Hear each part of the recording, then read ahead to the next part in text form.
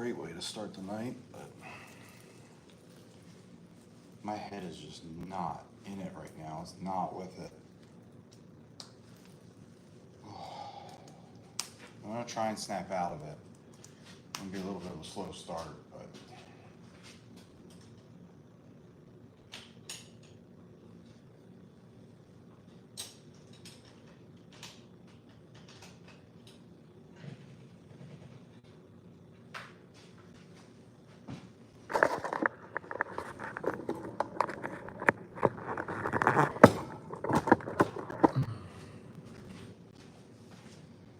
we got a lot of big changes coming my way. Not really looking forward to it, but also not looking forward to it at the same time.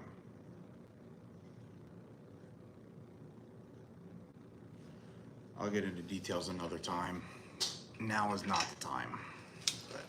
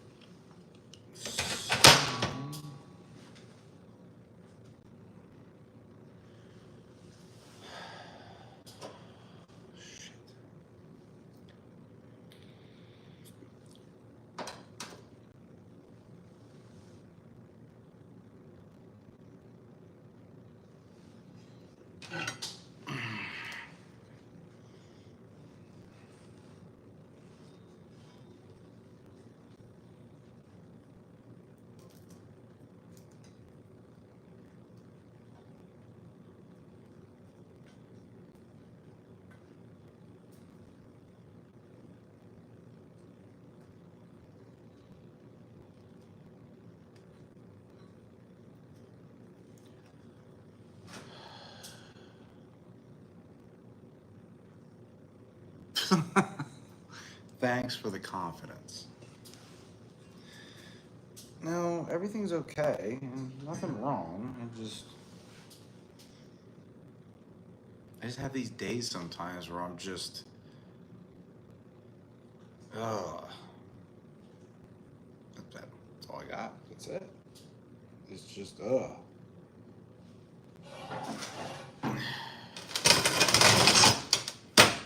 Oh, I'm doing fine.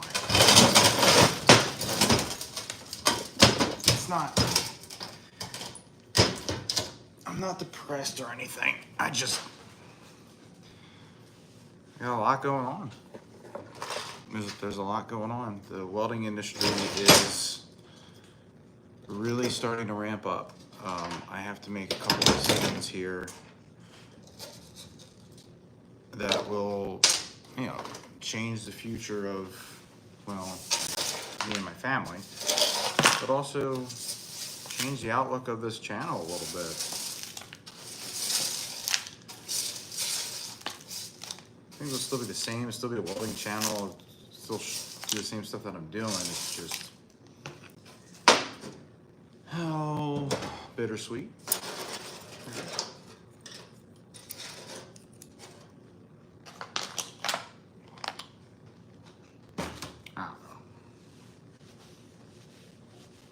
In all honesty, I distract myself a lot at night by doing this stuff in the garage. So thank you everybody for watching. Welding surf. I'm not sure what that means. Well, this is a channel about welding and teaching people how to weld with the equipment that they have in their home. You guys watch everything on YouTube and whatnot. You see these channels making this big stuff, which is awesome to watch, but I feel like one key thing that a lot of people are missing is how to do this yourself at home. So that's what this channel's about.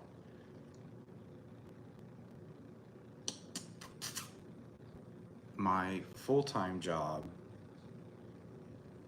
is a welding instructor / welding inspector. And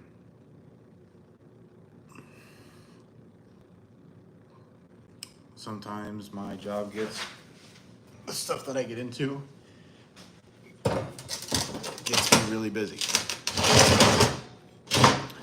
thought I was going to slow down for a little bit and just work at the school and do some inspection stuff and audits here and there, but because of this whole political change thing, there's a lot of things that are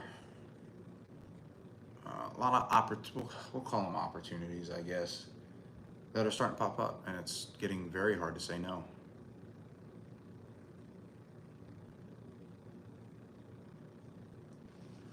So, got some thinking to do. Which would be nice because you guys would see another avenue of the welding industry that most people wouldn't see. But at the same time, it's still a lot. Oh, this warped. You fuck. That's not what I wanted.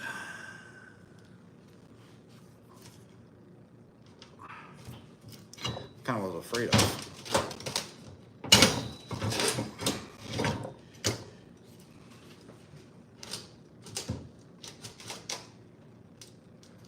Oh, that's the wrong side.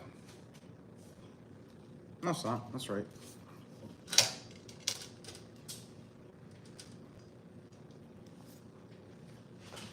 Worked a little bit.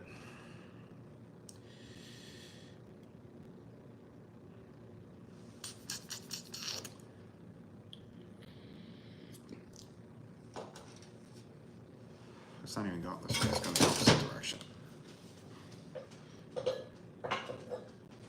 It's just getting really hard to say no.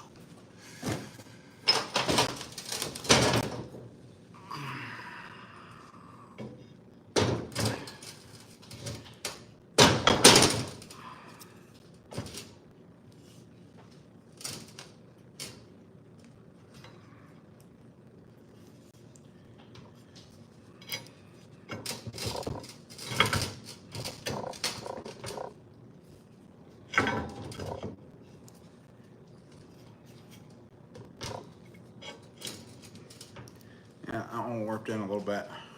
Damn. All right, well. I'm going to have to make, one of these nights I'm going to have to make a lot of noise. Maybe tomorrow.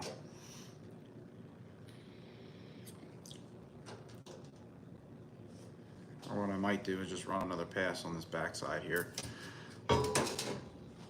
Because I can use distortion to my advantage and actually get it to move. Let's see how this one does. Made these tolerances very tight.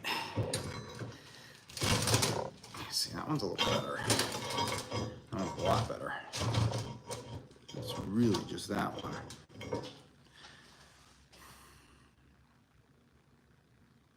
It's just that one right there. All right, everybody. All right, well.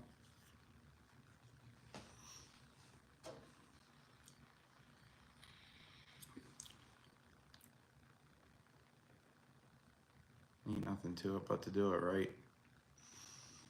I gotta make some measurements. I don't know how much I'm gonna do out here tonight. Like I kind of already said, my head is not in it, and the last thing I want to do is start welding when I just don't. When I'm not at 100%, because things go wrong. So let's make some measurements. First things first, I gotta see.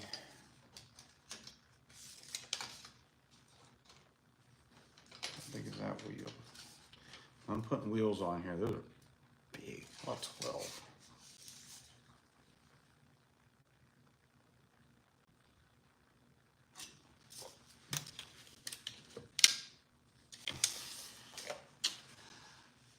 All right, well, I'll work on that. So I'm picking up a rear axle probably tomorrow. I was able to get one for real cheap because I'm running out of budget. No, I'm not running out of budget. I've put, no. After I order all these parts, I will be getting close. So I'm going to be really resourceful. But these, I'm gonna put a backing plate here. I'm gonna put a plate here, a plate here to keep them from moving around too much. Kind of box it in. I round these off.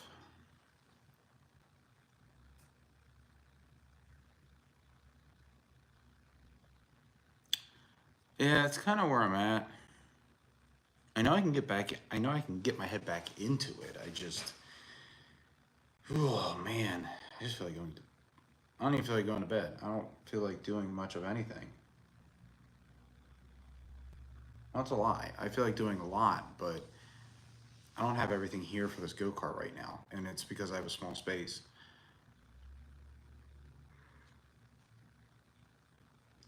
I'm just not one of those people that likes to put things outside. Because then I gotta clean them back off when I use them. What the hell is that? I don't know.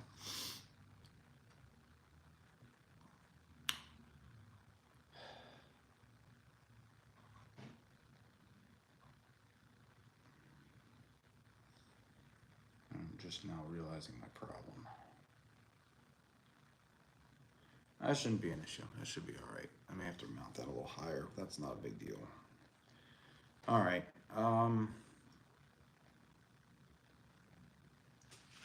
That's plugged in, right? Okay. So, I'm definitely not recording any video for the long form video today. My brain's just not there for it right now, honestly. Also, probably did. What are you gonna do about it? At least you can't smell it, right? Half there. What's this? Okay, so this one needs to move. This one needs to move. Those are pretty straight. This one needs to move. So what I will do, that one needs to move too, is these two passes right here. These two pieces on this side. I'll lay some fatter passes down to get them to move a little bit.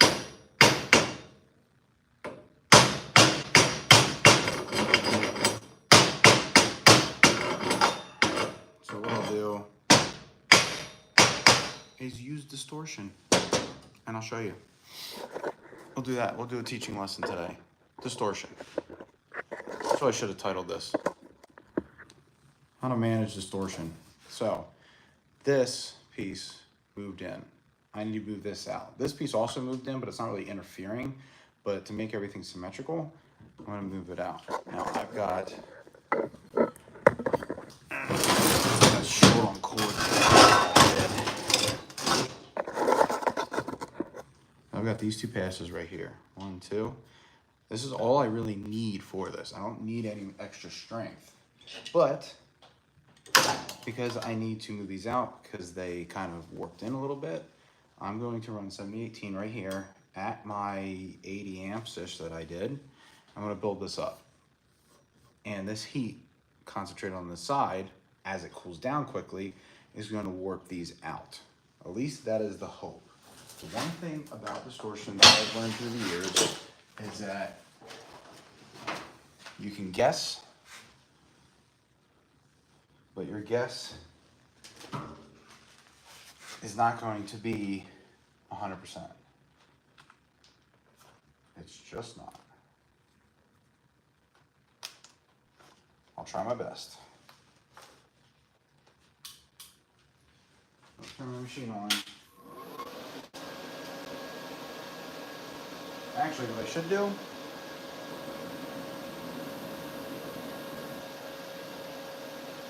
now, let's go to flux core.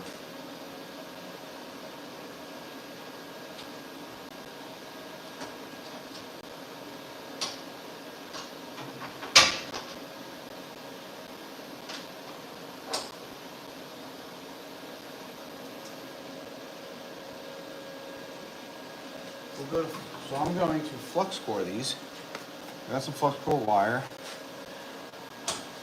All right. game changers on these. I love these glows. So, Flux core puts out a lot of heat, and also because I'm running with thinner wire, I'm gonna have to spend some more time in one spot. So the amount of heat that I'm gonna put in this should help me move it a little further. Now I'm using Blue Demon E71T general flux core wire. It's called E71T-GS. It's a general purpose wire. And so far I've had really good luck with it. So we're gonna do that.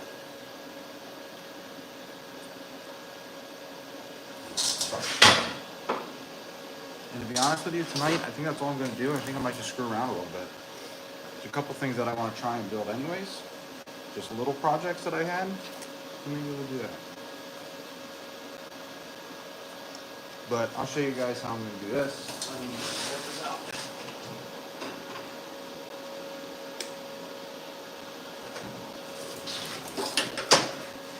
But I'm gonna stack these.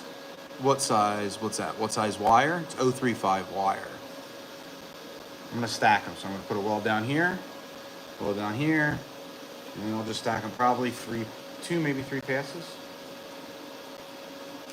We'll see. Ready? Watch your eyes, everybody.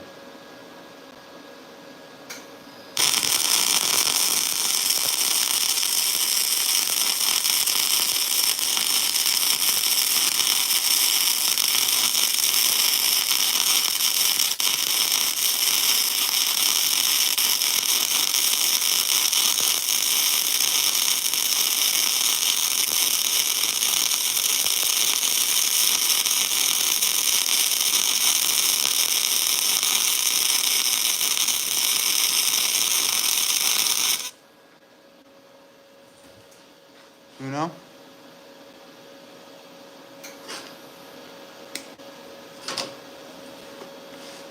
Another one.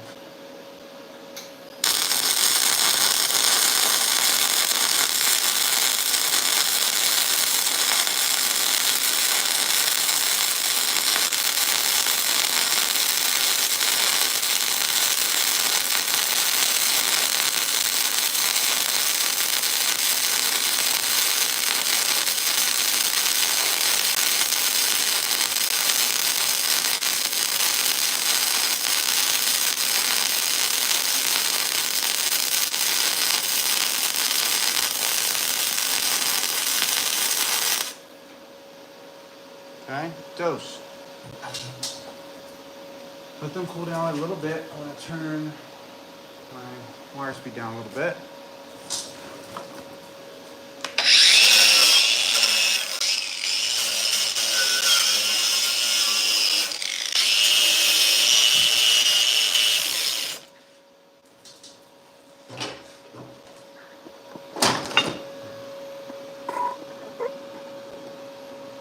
That wire works really well. I'm gonna wire speed down a little bit, get it to lay a little flatter. This second pass should get it all.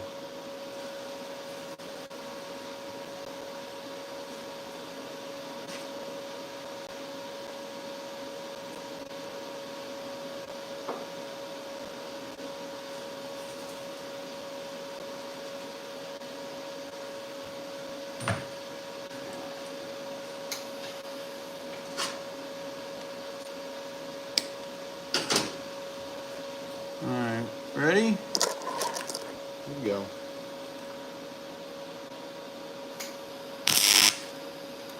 Whoops.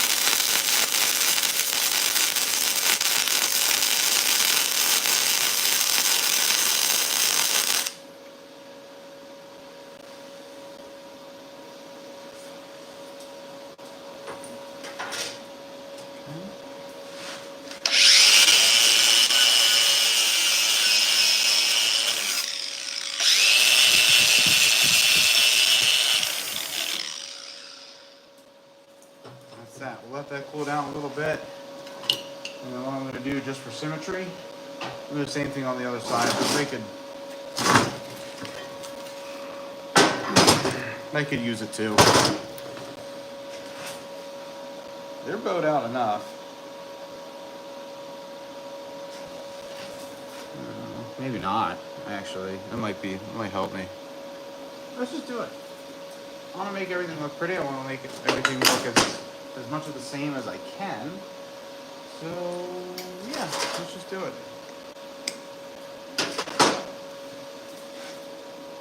Heads up, here we go.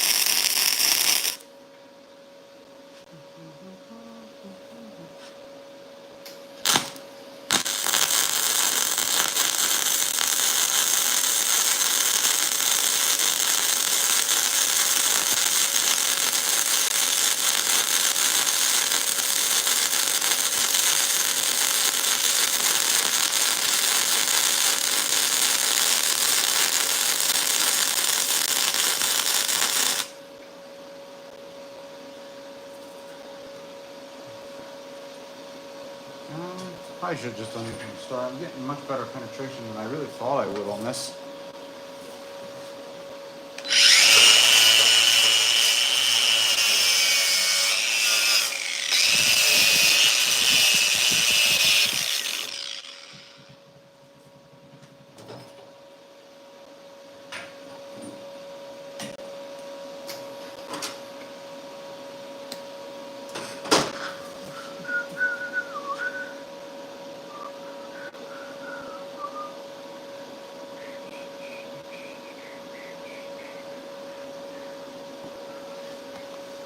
There we go.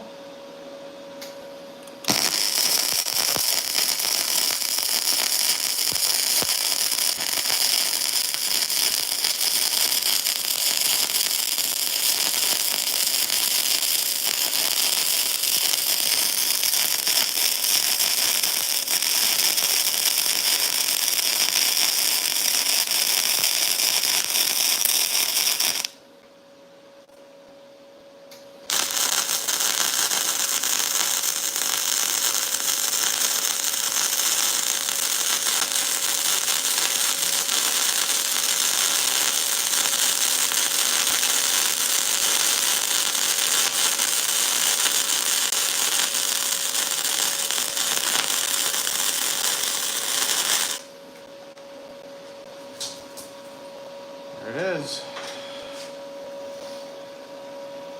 That should be pretty good.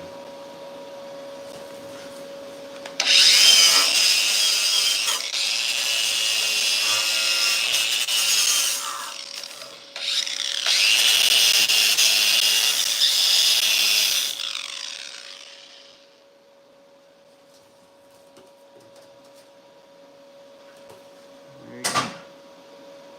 Not too bad, right? It came out alright. A little lumpy. Honestly, I could use a little bit more amperage, but I'm plugging the 110 right now, so that's about all I'm going to get out of it. But we'll let that cool down. And that should bring them out a little further, and then should fit my pieces a little bit easier.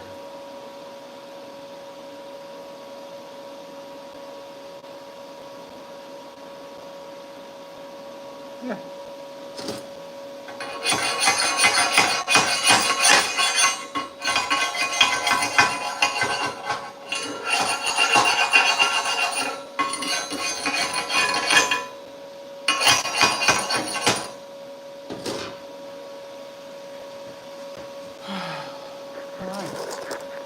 That's about it.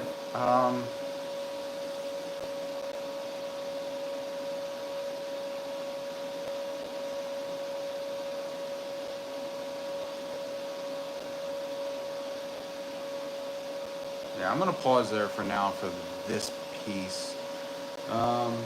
Is there anything that anybody wants to see? We want to do a couple little demonstrations while I'm out here.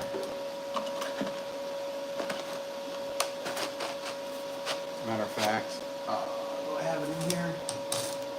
I want to build a.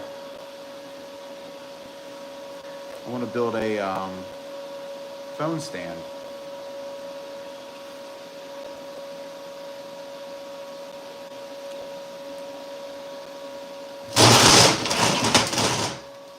Ground out of the way.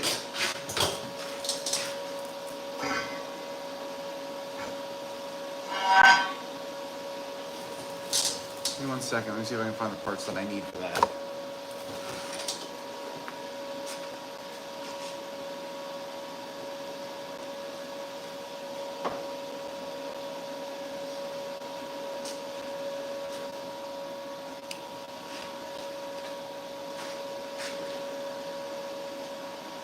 Think of it. What I really need to do is open.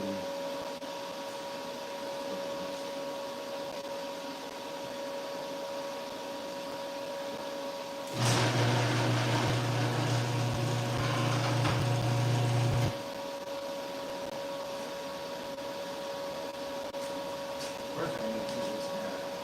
There's a couple things that I need to build. I know what I can do. So, yeah. So I have this part. All right, this part came off of one of my cheap tripods that I use, and it has a 1/4x20 bolt. I want to be able to mount this. I want to use it for multiple things.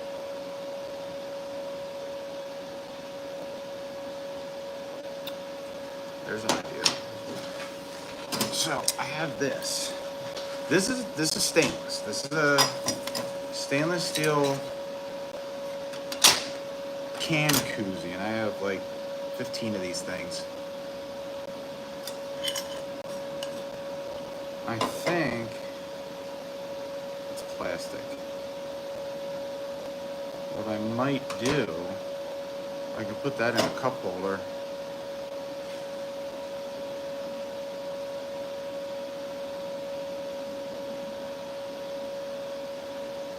That's kind of in the way though. There's a couple things that I wanted to make. I had these things in my head, and then I just forgot about them entirely. All right, well, you know what? Let's put that off to the side for now.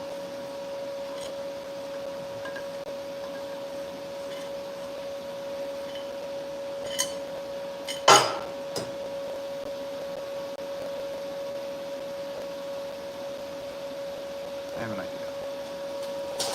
Let's see if I have enough plate to do this. Where are we at here?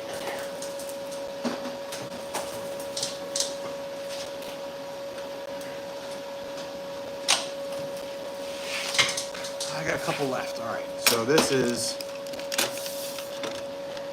16th inch 308L stick rod. I am trying to refine my stick welding so I can make like pie cuts and exhaust welds and make them look like, you know, make them look kind of as good as TIG welds. I mean, nothing's gonna look as good as TIG, but I get pretty close.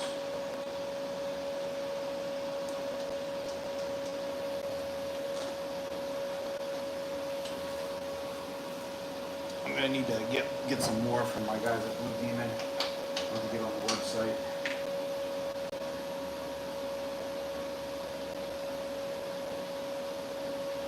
So, for context, Blue Demon is a sponsor, or the sponsor of my channel, and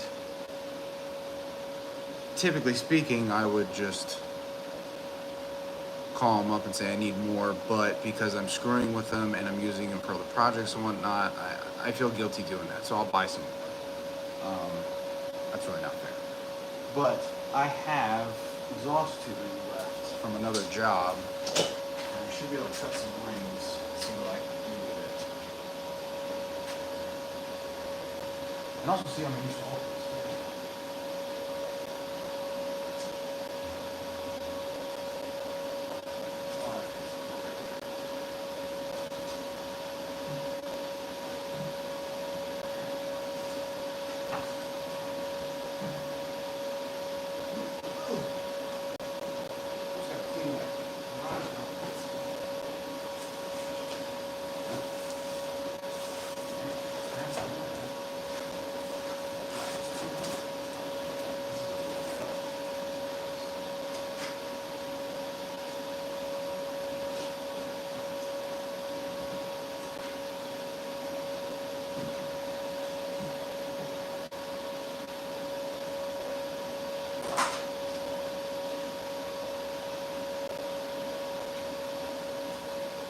So, this is Stickman Fab. So, I'm going to cut some exhaust tubing. Now, this is 06, oops. This is 065. This is 065 off 304 polished. And, yeah, we're just going to see how well I can do this.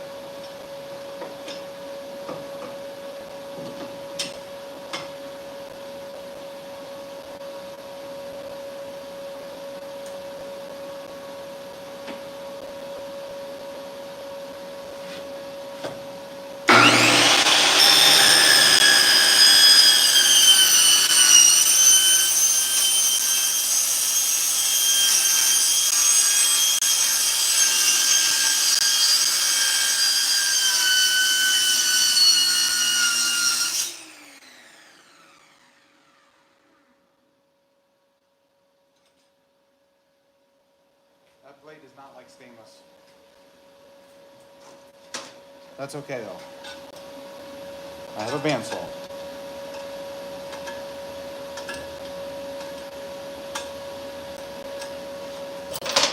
And I've just got a couple rings to practice with.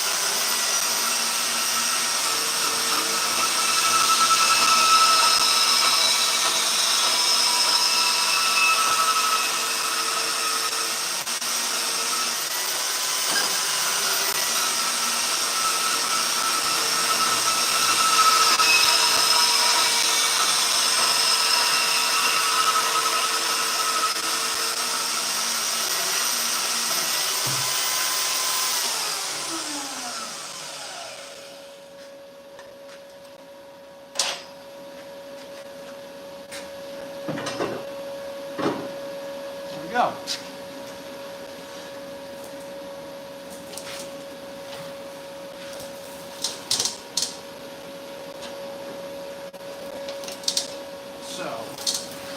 my goal here. Oh, I'm missing a ring.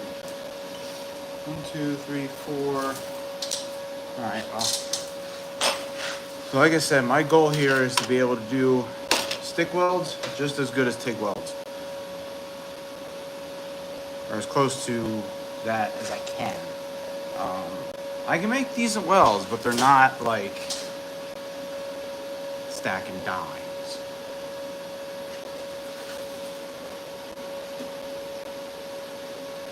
We're gonna try anyways. So, and yes, I have done this plenty of times before, but with varying degrees of success. Matter of fact, on my previous truck that I had, the exhaust system that I made, the majority of it was stick welded, actually with less here than what I thought. The majority of it was stick welded with 16th inch 308. Matter of fact, that same tube right there. So I'm gonna tack a bunch together. I'm gonna do my best. I don't know how well this is going to go.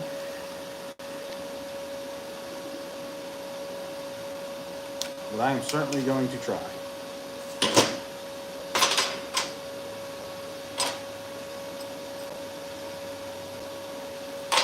And because I threw this in the saw really quickly, I'm not sure how this went together.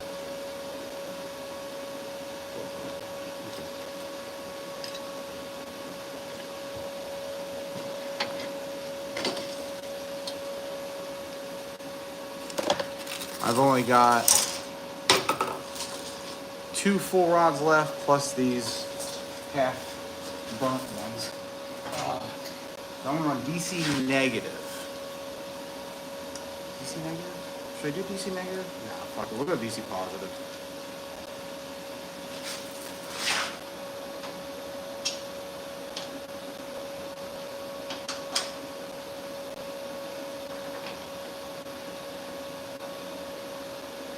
DC positive, 25 amps, sorry. And we're gonna make damn sure that this thing is fit up tight. Because the one thing I noticed that if it is not fit up tight, you are in trouble. Let's see how we do.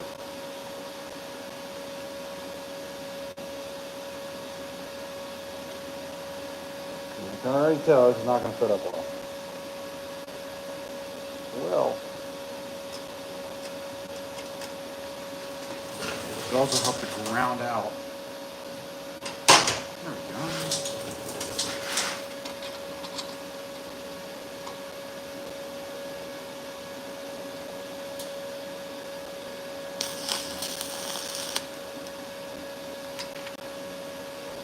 Yeah, I'm thinking DC negative is going to be better.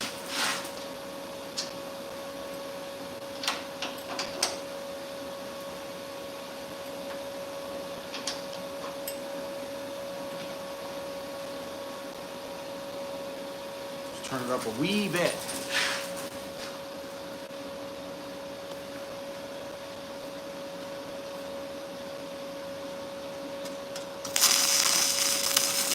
Yeah, that's gonna be better.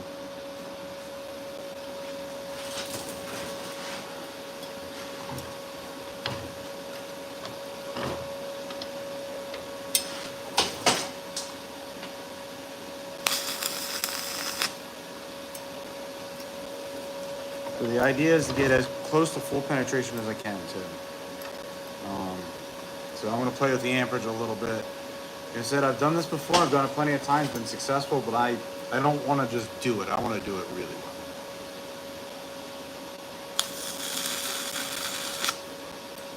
After all, my name of my business is Stickman Fab because I stick weld most everything, but not everything. I'm going to tack a bunch of these together. I'm also going to put my sanding disc on and prep these a little better. That way you get the best fit up possible, just like I would TIG weld these.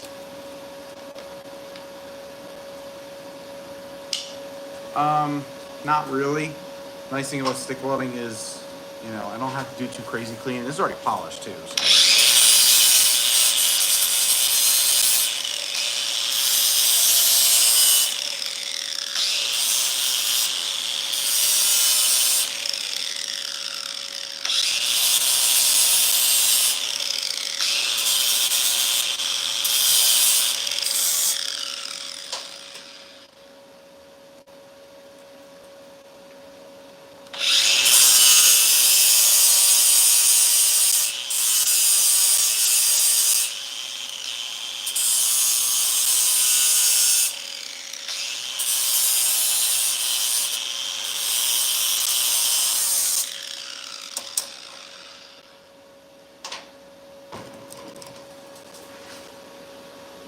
Let me see what I can get done.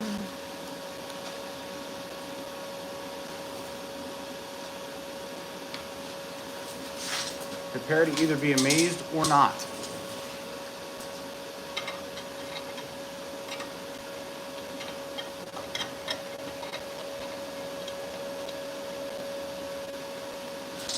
Pretty decent fit up right there.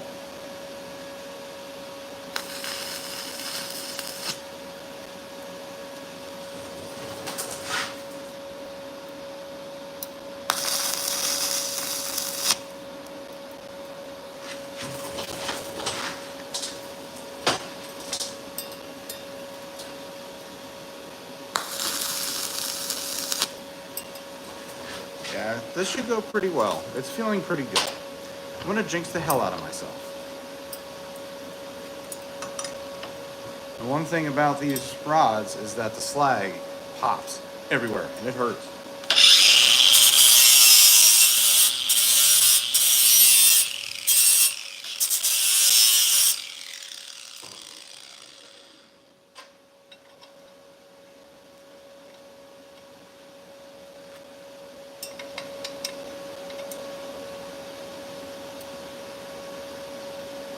Yeah, we'll go with that.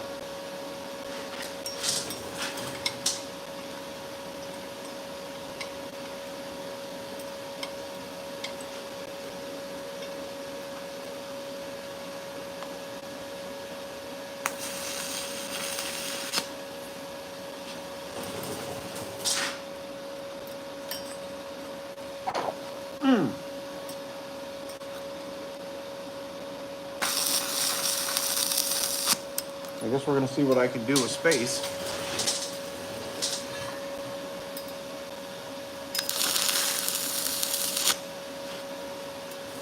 It'll be good. I think it'll be real good. Now I'm gonna strip all this slag off. I'm gonna trap it all.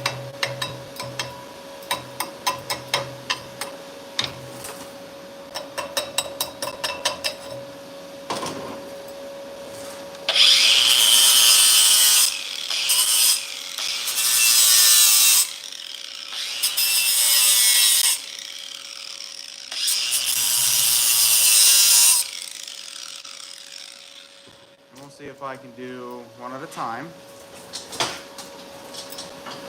Do some halfway decent welds. This ain't gonna stack dimes like TIG, but, well, I try some movement, see what happens.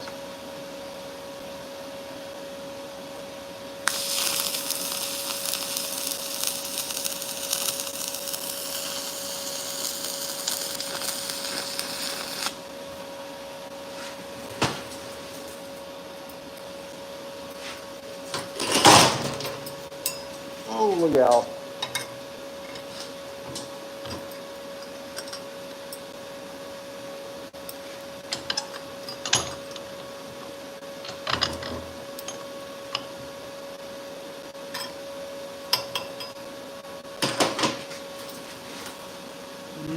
Didn't quite work the way I wanted it to. I just gotta move too fast. Let me try again. That's right though. DC negative 25 amps. I can even go down. I'm at 28. Go down a little bit. I'm not kidding. Try again.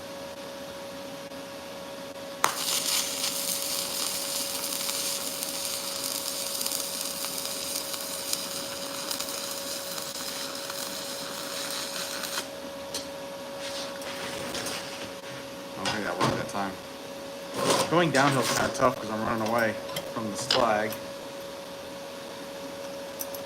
I can try a little bit more horizontal.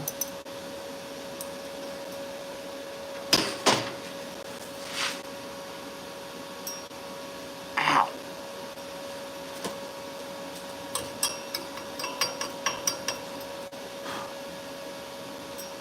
It's stepping in a little bit. I think I'm going to go back up to 28 though.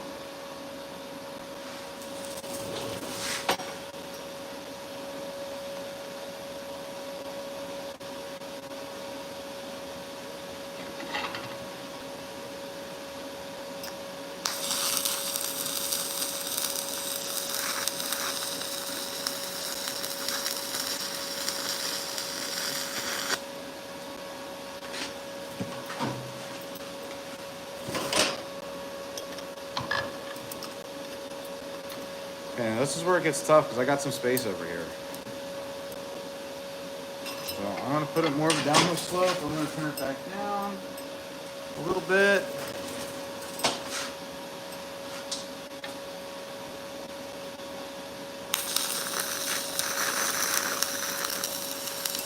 That's what I thought was going to happen.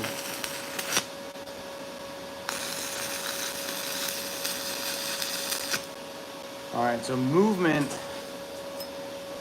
That step-in movement's not the way to go, although I thought it was, but it's not. So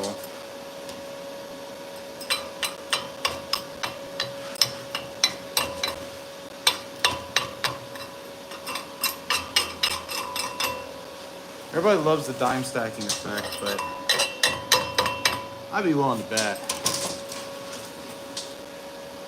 Yeah, no, we're not going to stack that. We're not going to try and whip it anymore like that. Not what you're supposed to do with that rod anyways.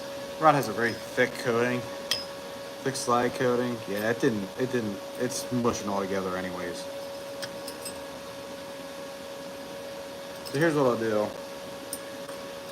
I'm going to put this horizontal, as horizontal as I can get it. Actually, more like a 45. Well, not really a 45, but. And I'm just going to drag it, like I normally do. Now I'm going to have to manage this heat a little bit better, so I'm going to speed up, slow down, all that fun stuff.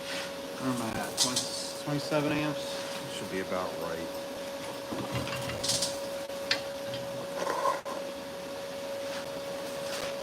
I'm going to start here, work my way down.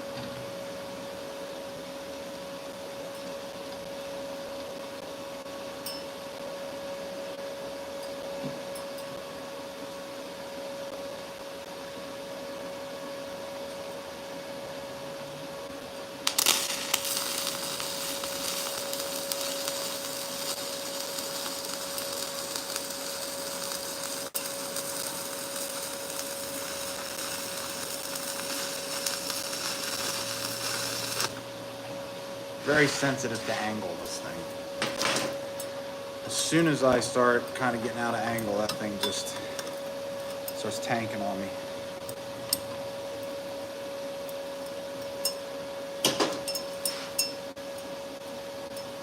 You can hear it tinging.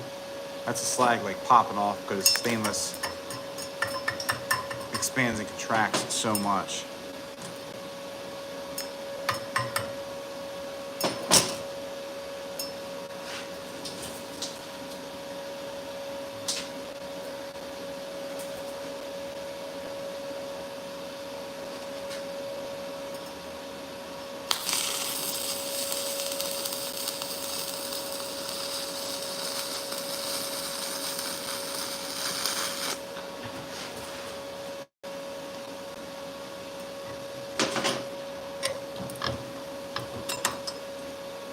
I think I can hone this in.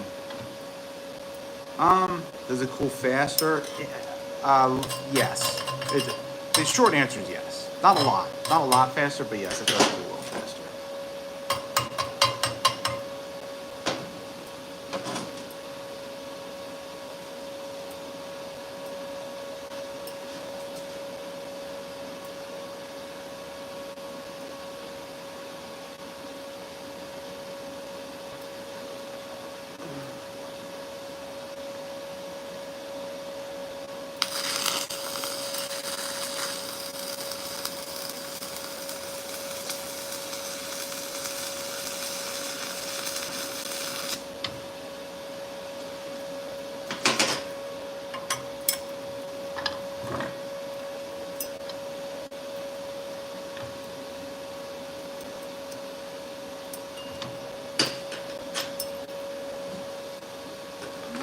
starting to lay in there pretty good. I'm gonna turn it up and see what happens.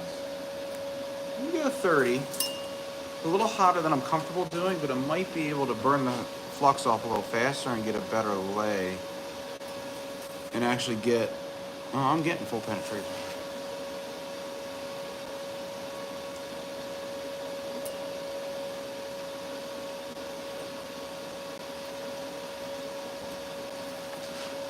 Here we go.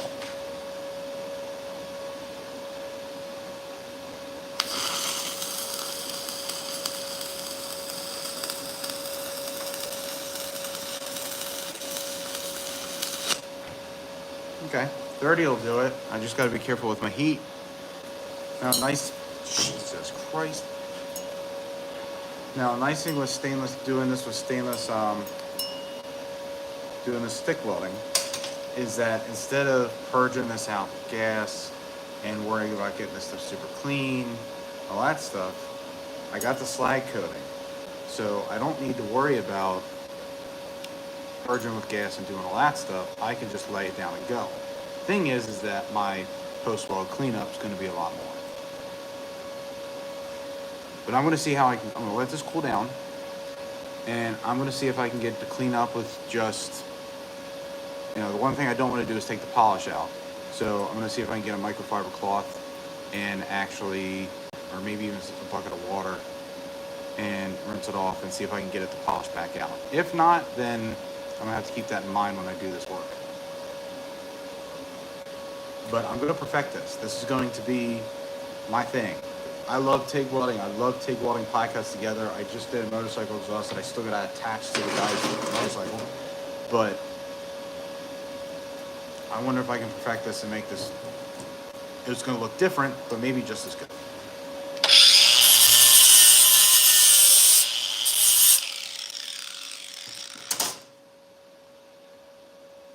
I got one more rod left, and I got one more coupon left.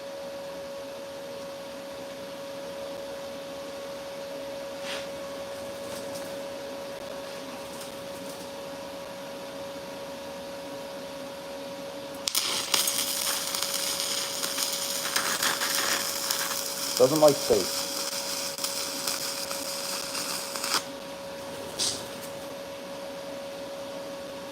No space. Little hole right there. Yeah.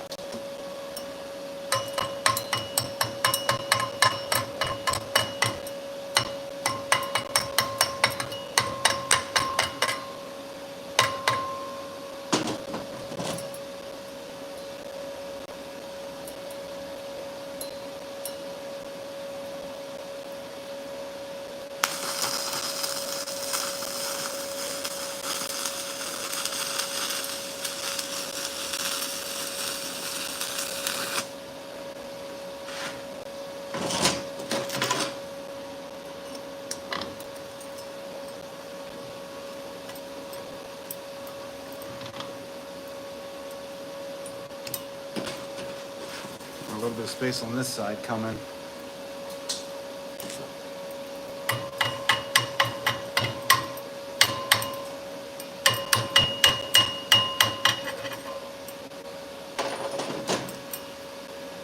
There we go.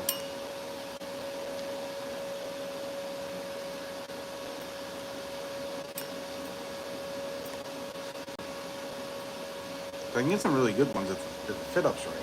Let's do this right here.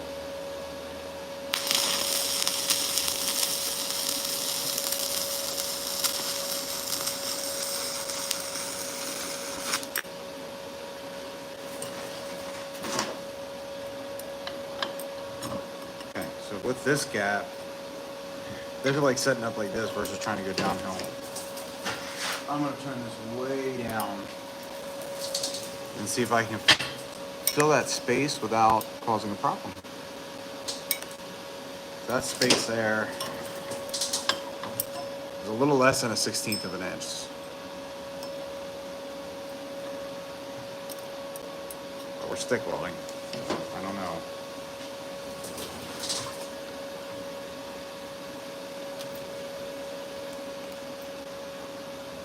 I'm gonna watch my angles. My angles are getting fucked up, and that's screwing everything up.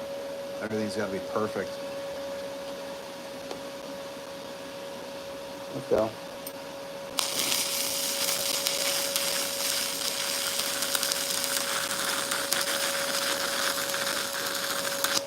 All right. So it was good for a little bit, and then it started burning through. I don't know. Maybe I can control the space. Ooh. Ah.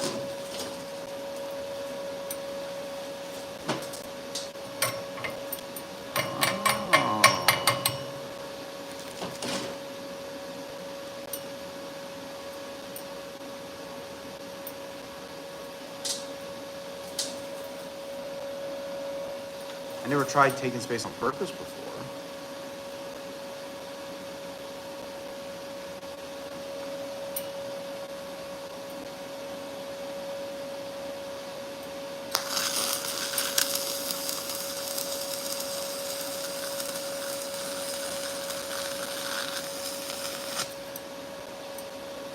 I definitely filled up one of those holes with slag.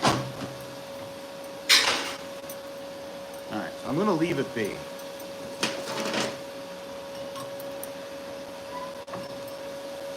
Chip the slag off real quick. But I'm going to leave it be. I'm going to see if I can polish it back up quickly. Otherwise, it's not going to matter if I use polished tubing or not. Yeah, I can polish this back up.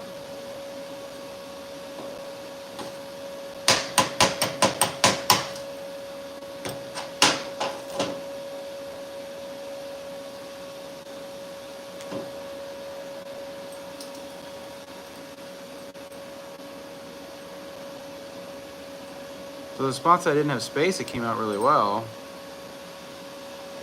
Especially that one right there, right by my, yeah. Penetration looked like on the inside. I definitely got penetration on the inside when I had that 32nd inch of space.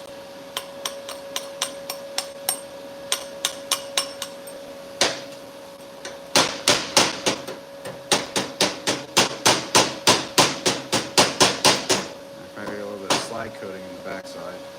All right, let's let that cool down, and then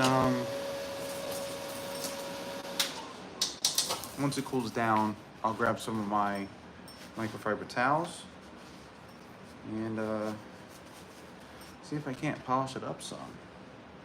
I have a feeling I'm not going to be able to. Not quite, not the way I want to, at least. Maybe I will. I don't know. But I know, like, I got some spatter from that hole.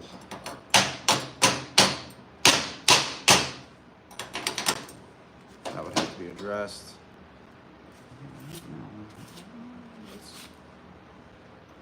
I don't know, dude. It might.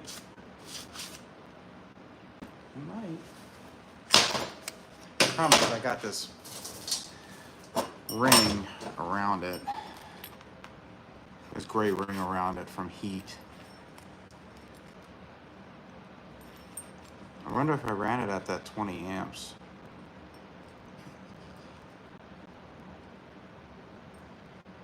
Let's see.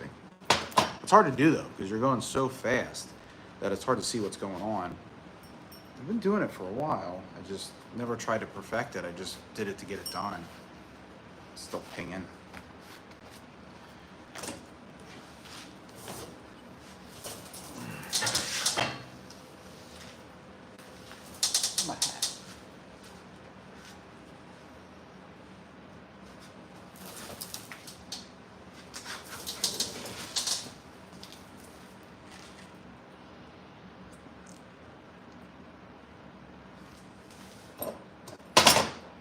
It's still very hot.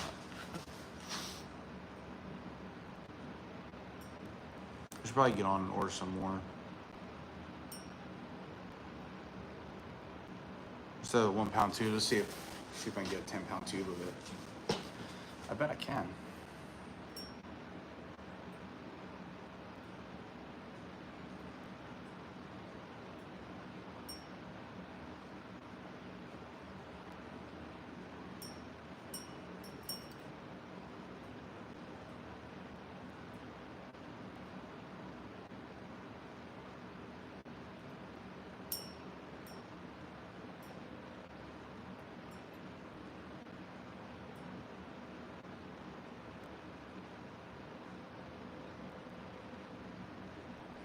Probably grab a piece of mild steel and see if my saw blade still works.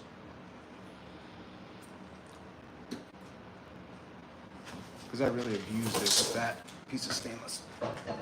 Let's see.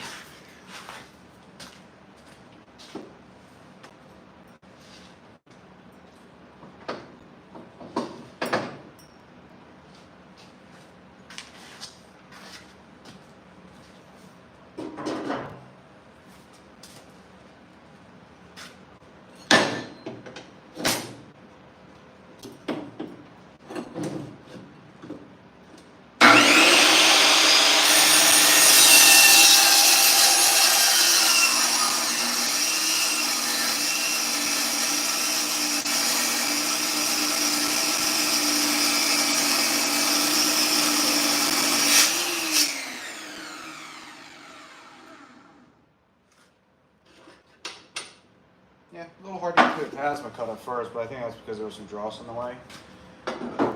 She's still good. All right, buddy. All right, let me get out. I'll just use the cloths that I've been using. This one cold heat? Yeah, it's cool enough to touch. All right, so let's bring you over here. Put you with me. Hi. And what I normally would do is I would take some Goopy Gone.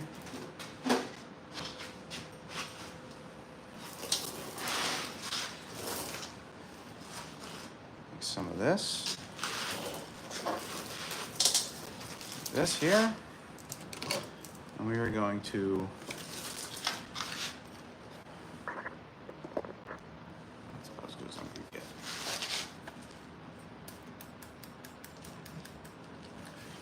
some of the goo on.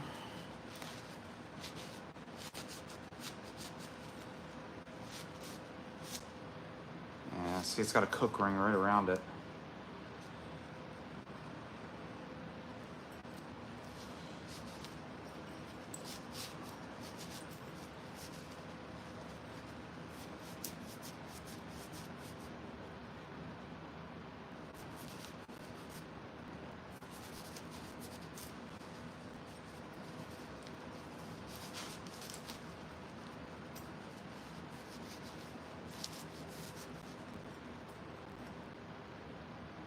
I mean, it doesn't look bad, but it's not what I was hoping for. But I get that. I think I can get it, though.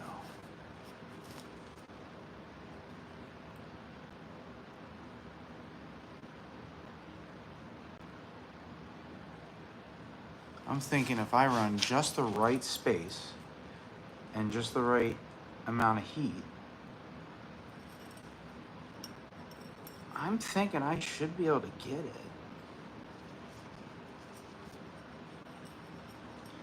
Gotta be a lot of playing around. I think I can get it. I need to get more rods.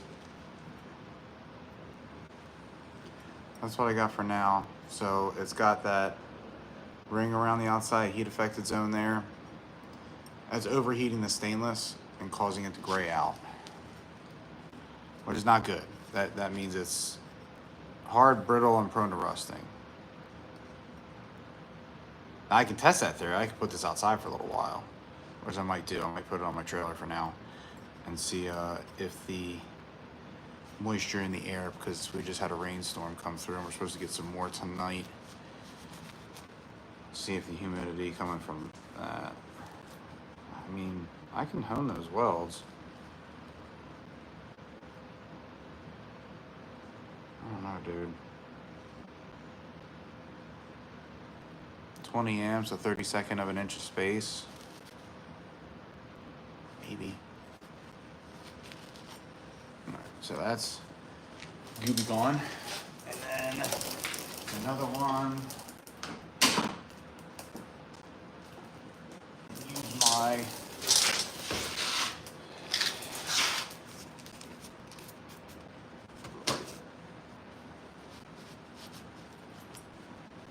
the other thing I can do too, they make a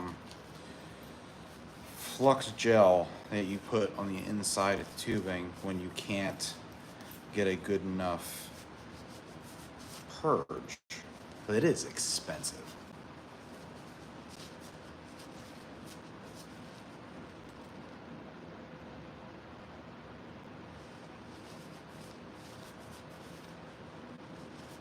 I should take a polishing wheel and see if I can't polish that up.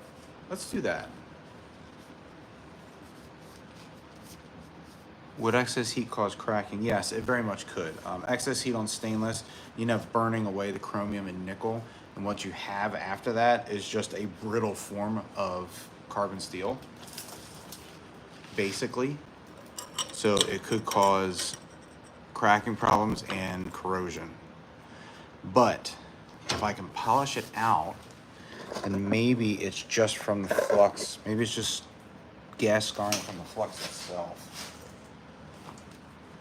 Because if I can polish it out,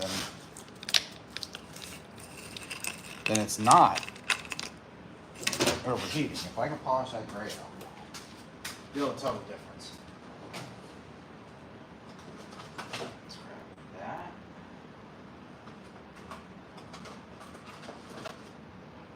Grab the silver. So I have polishing kit for a grinder.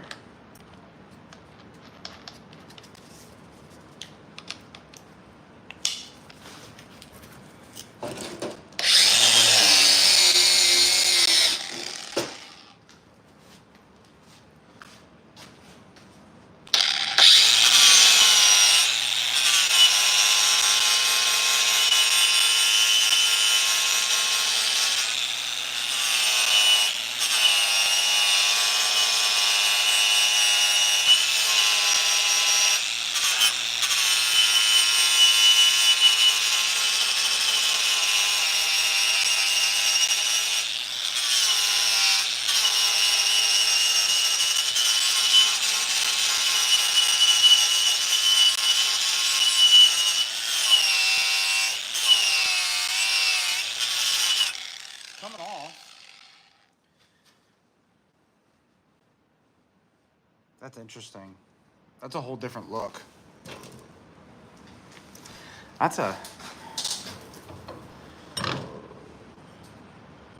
may have to do my bike like this and just see if I like it.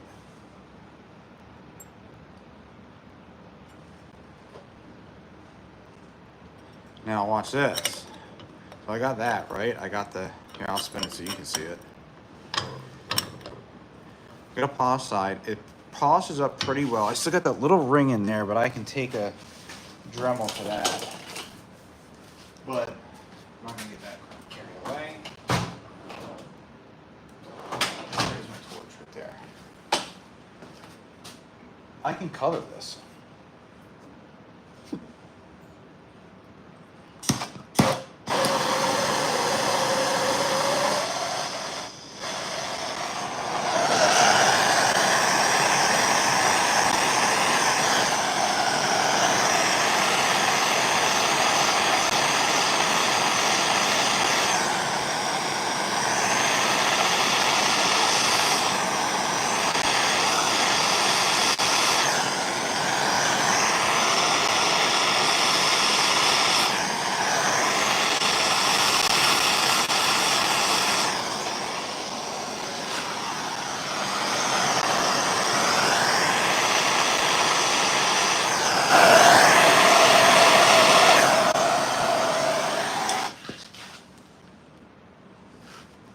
I can make a gold exhaust.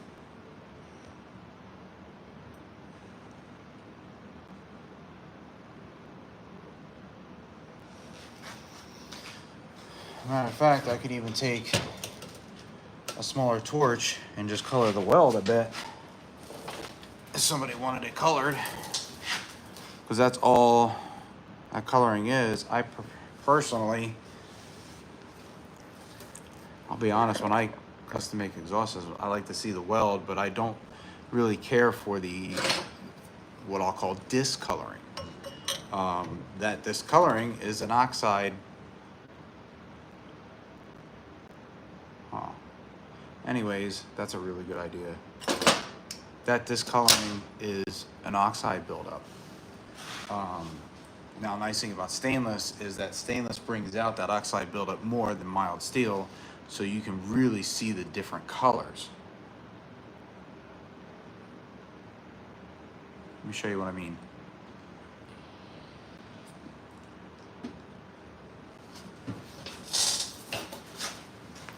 Let me cut another piece.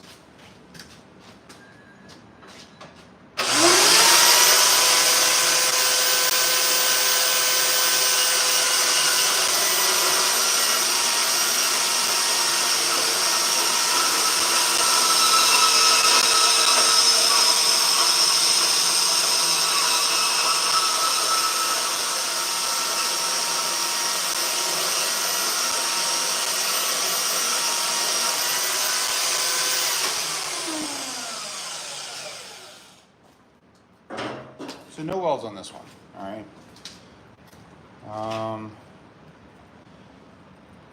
What I can do, I'm gonna take my polishing compound. I'm gonna get my emerald compound out, which is a really soft, fine polishing compound there.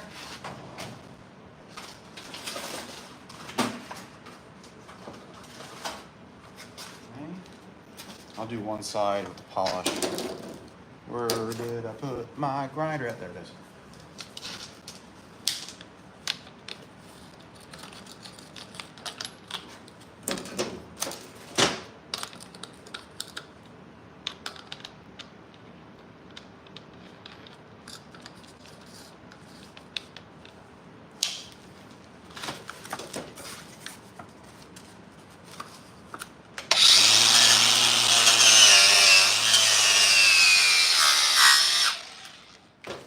Alright, so I'll take my polishing compound, because this has a couple little scratches on it and whatnot, and I'll shine a side up. I'll shine this quarter, this half.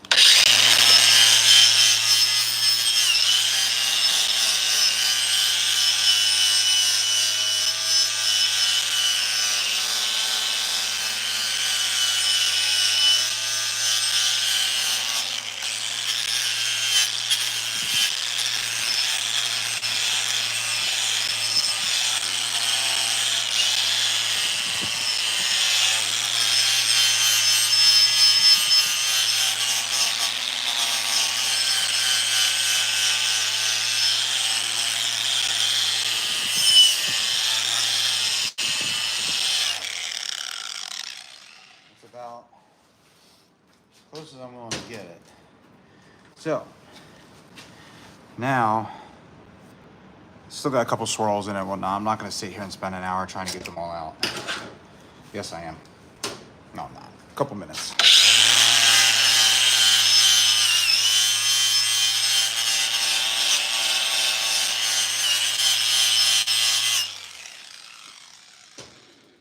Okay, clean all that up.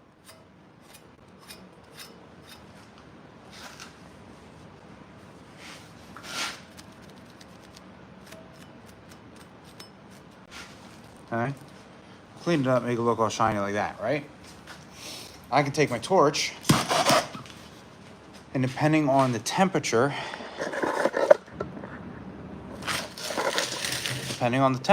depends on what color. So if I want yellow, I think it's somewhere around 450.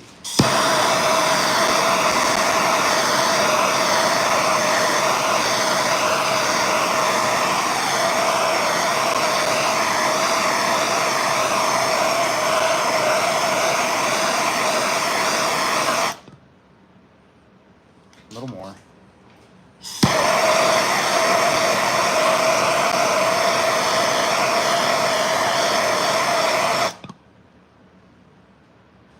Can you see it changing color? It's kind of hard to see.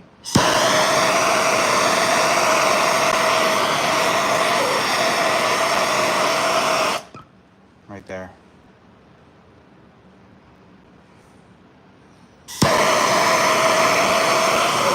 Now, the more time you give it to actually change color, you need the oxidation is what needs to happen. Oh no, it's kind of hard to see. Hold on. There you go. That's better. So look, I can turn it like a gold color. All right. Now, if I wanted it a little darker, maybe a little bit of purple.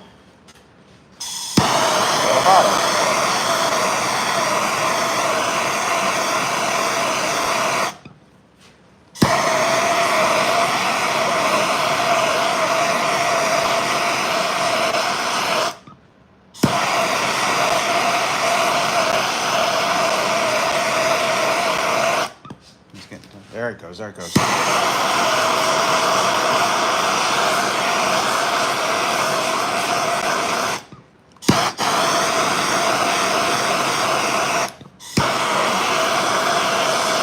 This is where we got to be really careful not to overheat it.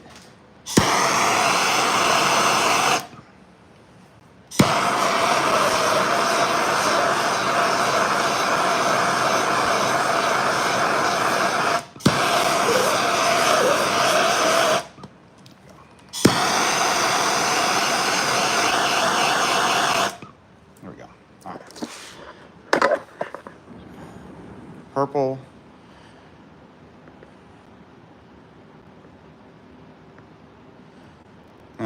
To answer the question, yes, I am actually colorblind, but when we do this oxidation, it's not the colors that I'm looking at. I'm actually looking at how the metal actually changes. So I can see the change in the color, and you see the more oxidation happens, the more the color changes. So now it's changing and rainbowing out and turning a more bluer color right where I overheated it a little bit, so it got a little hot. So once you get past that gold, it is really hard to regulate the temperature because your range is very small. It's somewhere between 450 and like 600. So it's not, and especially on thin stuff like this, it's kind of hard to regulate without a temp gauge. I should have broken one out. I don't know where mine's at right now, but let's see if I can turn the whole thing blue without overheating it.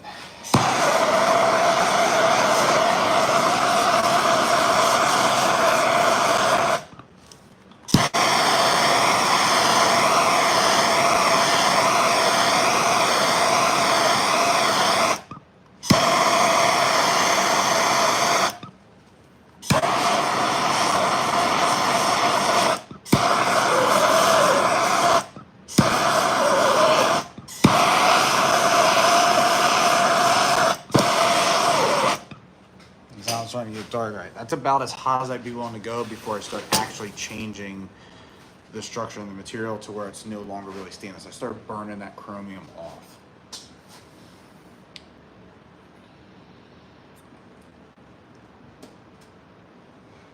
Thing is though, is that this color change will fade over time, and if I go to polish over this, which I will do once it cools down, I will actually pretty much erase it.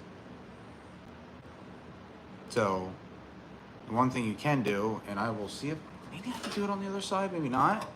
The other thing you can do to get a cool effect, this is why I love stainless so much, is brush it. So I'll do it on this side.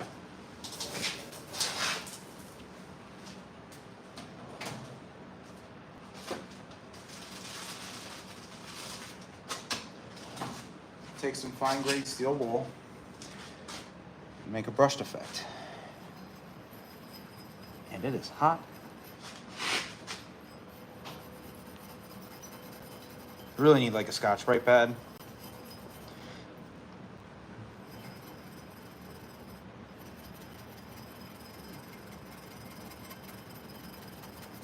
A Scotch-Brite pad will work better. Try something a little bit more coarse. I don't know if I have any coarse stuff. Oh, I do. Right there.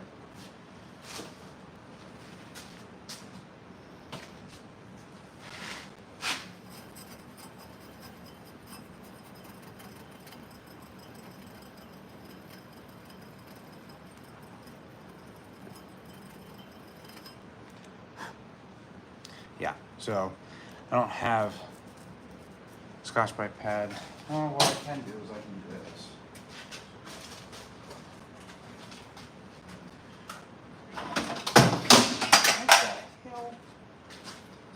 was that?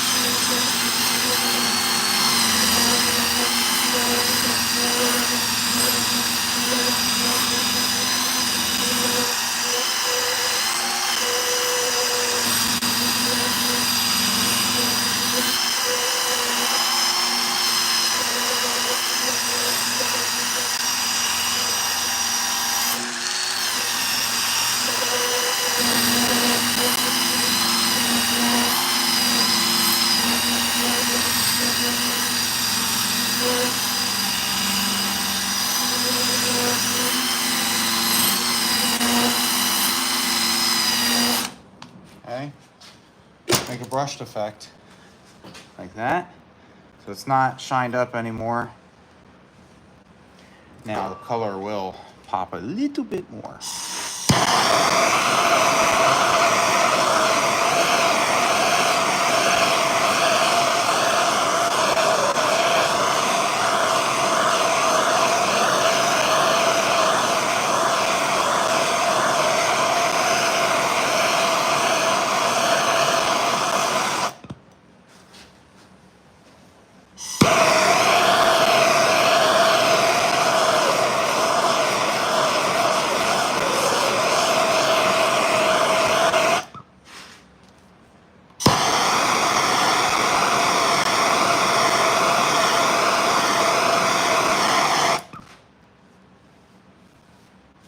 Now we skipped right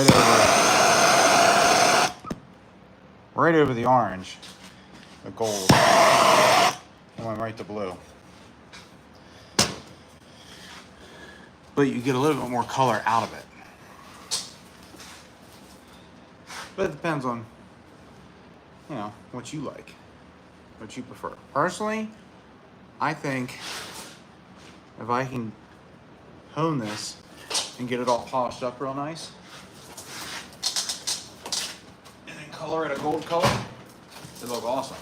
Now, one thing to remember is that when you actually go run the engine temperatures are gonna fuck with it a little bit too. I think it's gonna give it a really cool look, but beauty is in the eyes of the beholder, of course. So.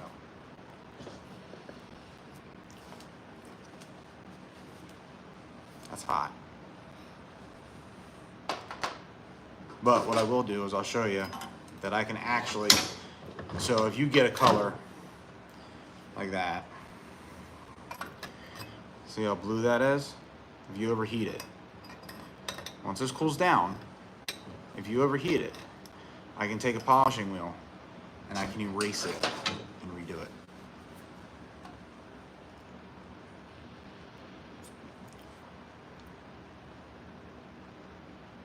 But when I go to do my exhaust on my motorcycle, that's why I'm trying to hone the stick welding, because Stickman Fab. I love TIG welding, but I really want to perfect this stick welding of the exhaust because that's something that nobody else does. For an obvious reason. It's incredibly difficult, inefficient, and dirty.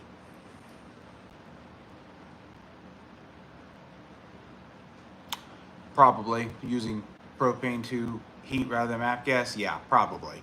MAP gas is hot, so you can with propane you'll be able to gradually change it a little better, whereas with that MAP gas is hot and you can point heat it like what I did here, a little easier. But it's also hard to color change a small piece. It's actually easier to color change a big piece, in my opinion.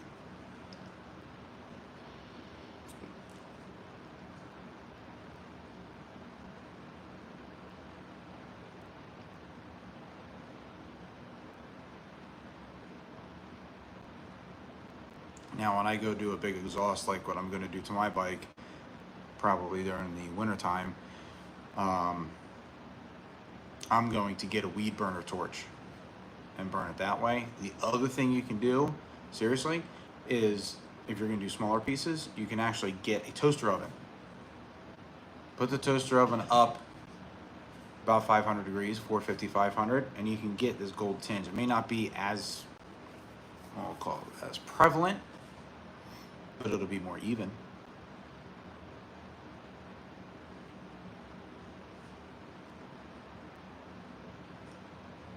And heat is still coming off of it, isn't it? Yeah. I can't polish it yet. I need to get it down to where I can touch it.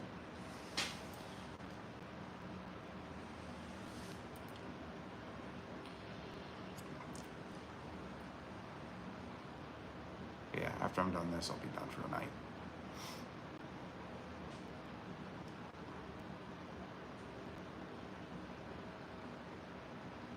I love exhaust tubing. I love doing exhaust tubing. It's one of my favorite things to do for people.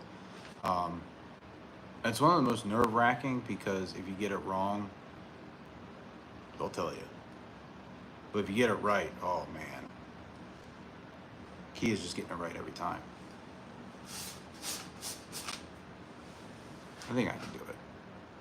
I've TIG welded some exhaust systems before, but stick welding is something you don't see. And if I can hone it in, I think I can.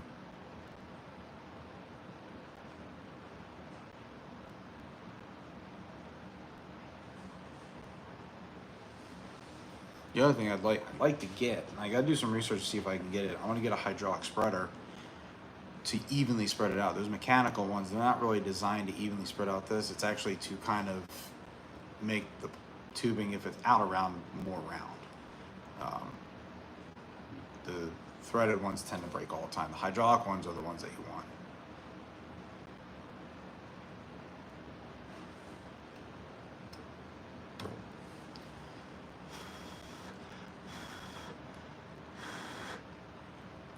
We're almost there.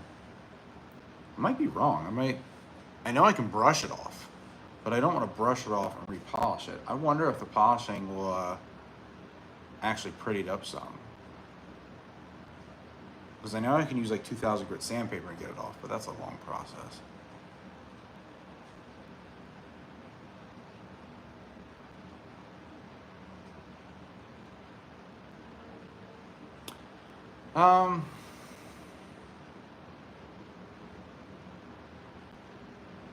Let me think about that. Because the thing is that TIG welding is more efficient because you got 98% of that filler metal turning into weld. But like you said, you have that added expense of argon. Now, argon isn't terribly expensive. I can get 125 cubic feet for 40 bucks. So it's not that bad. But it is still an expense. Stick welding, it's not so much saving money on the material side, it's the time. At least for me. I mean, I know TIG welders that can do this really quick. I'm not one of them. I can do it pretty good, but I'm not very fast. Stick welding, I can do it really fast. Especially with how fast I already have to go with this. So, but the thing is about stick welding, like I was saying earlier, is that nobody does it. That's why I chose the name Stickman Fab, because I want to teach people to stick weld in their own house, because it's the least expensive and easiest to get started on because of how simple the machines are and how simple it is to change materials. You just change a rod. Versus a MIG welder, like a decent MIG welder that actually runs good, you're looking at, $500 to $1,000 minimum. I can get a decent quality stick welder that plugs into an outlet, $300-400, and that's if I was splurging a little bit. Honestly, some of the $100, $200 machines, they do pretty well too. I mean, all a stick welder is a transformer.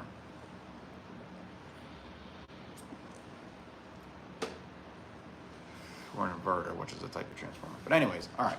So I'm gonna put some polishing compound on this and see if I can't get the polish back out or if it just makes it prettier.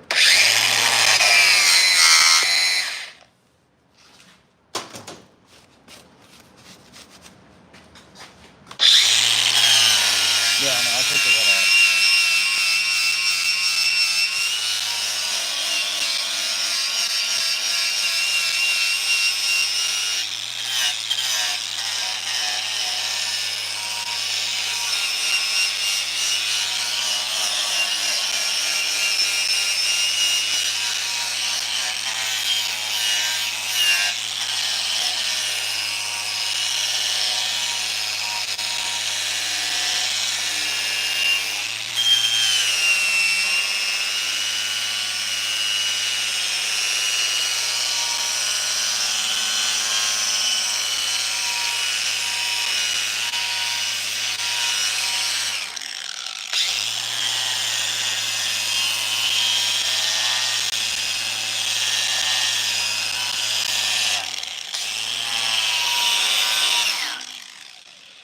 So that takes it right back off like I thought it would. So now we're back to polished steel pipe. So the nice thing about color changing, it's basically erasable. Now I'm gonna put it back to the gold color.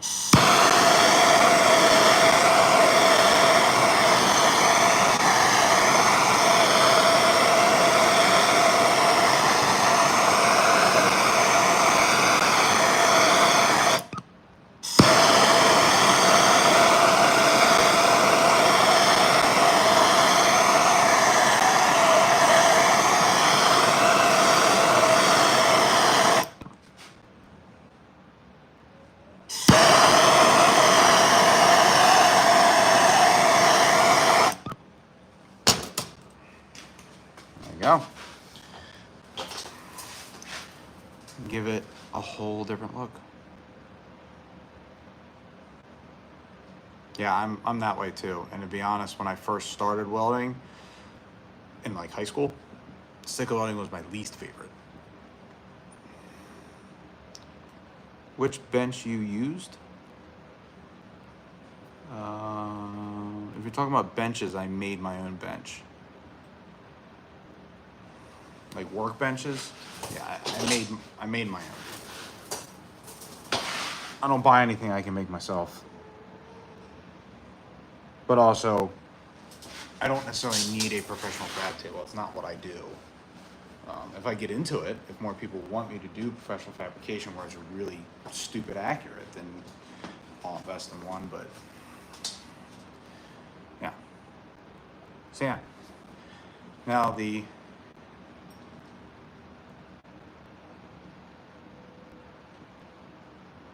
red. Sure. Now the atmosphere has gotten to it. It has changed it a nice gold tint. I don't know how well you guys can see it.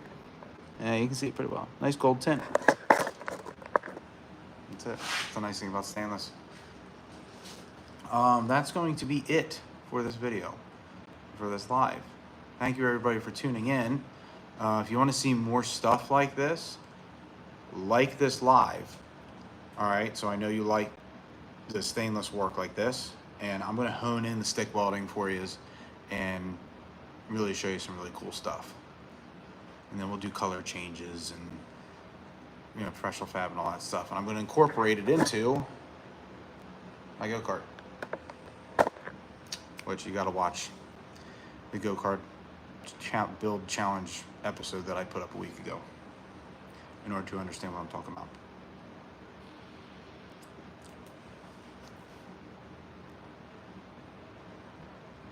But for now, that's going to be it.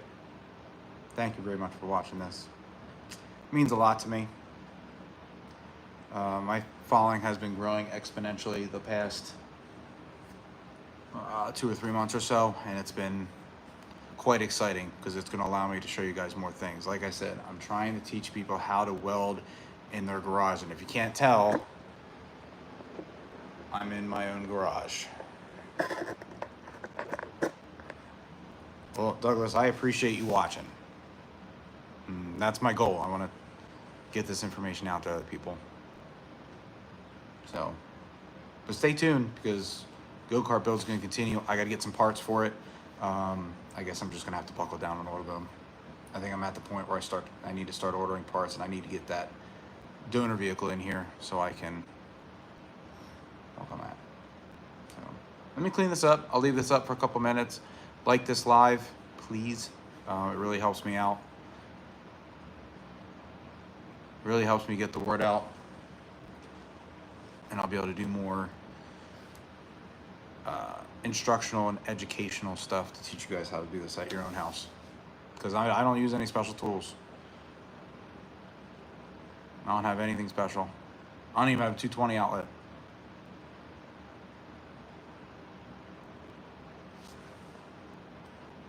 It's still pretty hot. All right, let me clean this up a little bit. Smash a like, subscribe to me, whatever else you can do to support this growth of this channel. Everything I do on this channel is focused on teaching people how to be welders, even hobbyists. So I want to keep that going.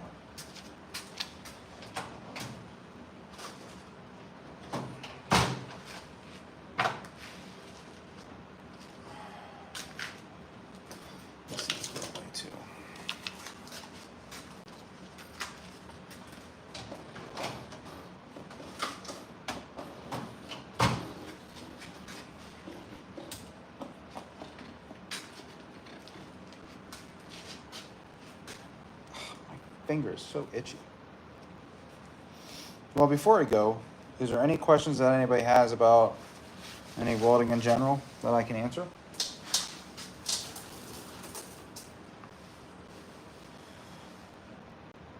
You too, Douglas. Thanks for watching, man. Tune in for more. I try to go live. My schedule's changed again, so for the next 3 weeks, I'm going to be live 3:30 in the morning Eastern Standard Time, or 4 o'clock Eastern Standard Time to usually about 5:15.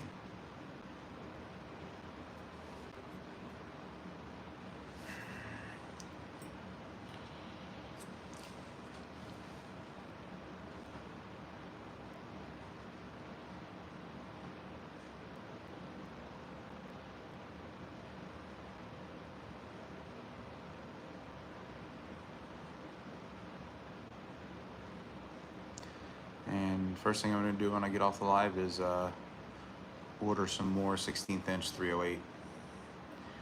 I am uberly excited to do some exhaust work.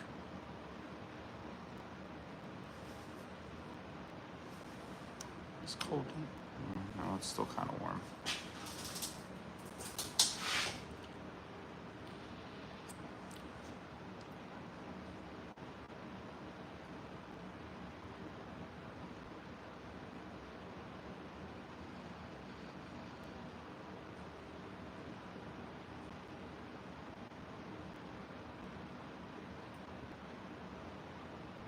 Nothing?